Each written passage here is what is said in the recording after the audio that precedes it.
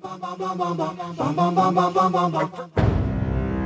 thought once we got into this, made it into this life, you know what I'm saying, it was all over. We was all worry-free, you know what I'm saying, from the violence and, you know what I'm saying, the street shit, you know what I'm saying, but that shit come to you, man. Wherever you go, that shit follow you. If you a street nigga, the street shit gon' stay. The street shit gon' stay behind. Motherfuckers better get ready to go to war, bottom line. If you ain't ready, you a perish in this motherfucker. Bottom line. No matter how you get around it, our voices has been heard, and it will continue to be heard because the business is organized. He said the same things you want is the same things I want.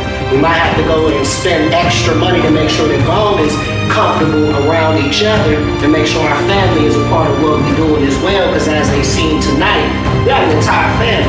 And people that have been supporting us, just like the fans, we have family.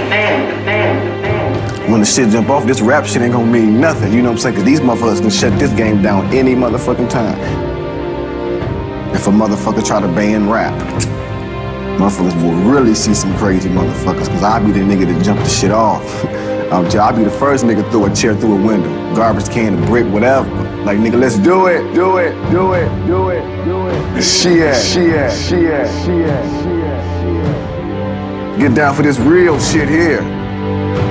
We rolling all the way. Bone Thugs-n-Harmony.